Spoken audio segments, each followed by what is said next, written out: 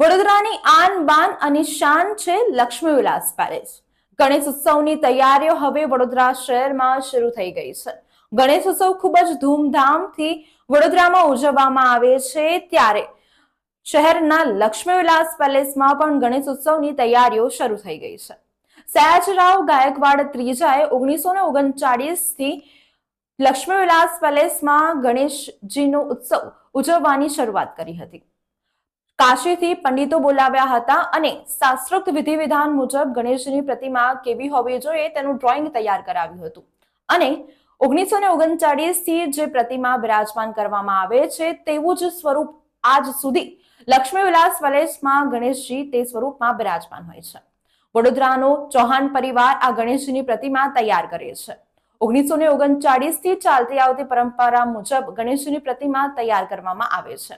આ ગણેશજીની પ્રતિમા માટીથી બનાવવામાં આવે છે અને આ માટી ખાસ ભાવનગરથી મંગાવવામાં આવે છે। ગણેશજીની પ્રતિમાનું વજન 90 કિલો હોય છે, તેમજ તેની ઊંચાઈ 36 ફૂટ હોય છે। વડોદરાના રાજવી પરિવારના ગણેશજી 1939 થી એક જ પ્રકારની મૂર્તિ બનાવવામાં આવે છે। આ મૂર્તિ બનાવવા માટે ભાવનગરથી ખાસ માટી મંગાવવામાં આવે છે અને તેમાંથી આ પ્રતિમા તૈયાર કરવામાં આવે છે। રાજવી પરિવારમાં બિરાજમાન થતા ગણેશજીની પ્રતિમા ખાસ હોય છે। વડોદરાનો એકમાત્ર ચૌહાણ પરિવાર આ રાજવી પરિવાર માટે ગણપતિ બનાવે છે। પ્રતિમાની વિશિષ્ટતા વિશે વાત કરતા હાલના પરિવારની આગળની પેઢીના મૂર્તિકાર લાલાસિંહ ચૌહાણ કહે છે કે જે તે સમયે આ પ્રતિમા માટે કઈ બાબતોને ધ્યાનમાં રાખવી તેને લઈને કાશીના પંડિતોને ત્રીજા સયાજીરાવ ગાયકવાડે વડોદરા બોલાવ્યા હતા અને પહેલા તો શાસ્ત્રોક્ત રીતે ગણેશ પ્રતિમા કયા પ્રકારની હોવી જોઈએ તેનું ડ્રોઈંગ તૈયાર કરીને બનાવ્યું હતું।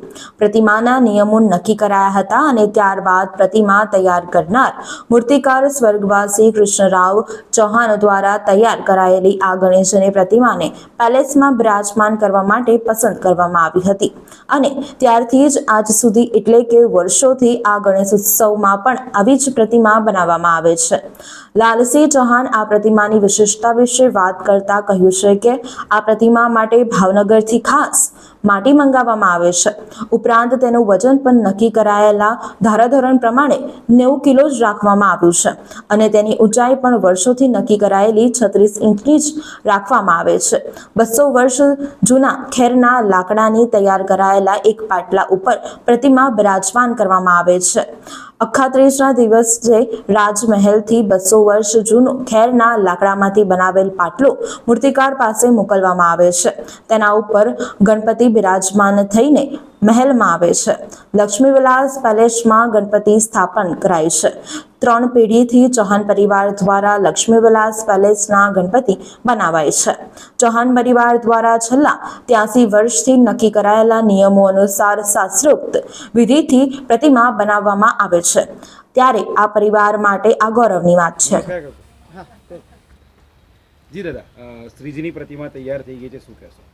આજે શ્રીજીની પ્રતિમા તૈયાર થઈ ગઈ છે। રાજમહેલની અંદર બિરાજમાન થતી આ મૂર્તિ 1939થી અમે આ પ્રતિમા બનાવીએ છીએ। અમારા પિતાશ્રી કૃષ્ણરાવ બી ચૌહાણ એ બનાવતા હતા અને ત્યારબાદ આ મૂર્તિ કાશીના પંડિતોએ જે પ્રમાણે કહેવામાં આવેલું છે તે પ્રમાણે કાશીતોના કહેવા પ્રમાણે આ મૂર્તિ પૂજનીય મૂર્તિ બનાવવામાં આવેલી છે।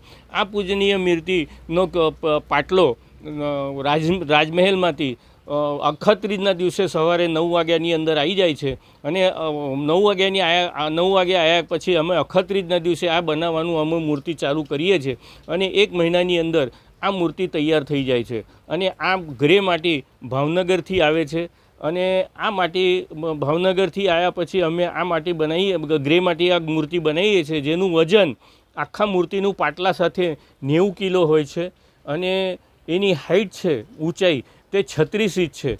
એ પ્રમાણે અમે મૂર્તિ 1987 સુધી અમારા કેબી ચૌહાણ આર્ટિસ્ટ એમને બનાવેલી હતી।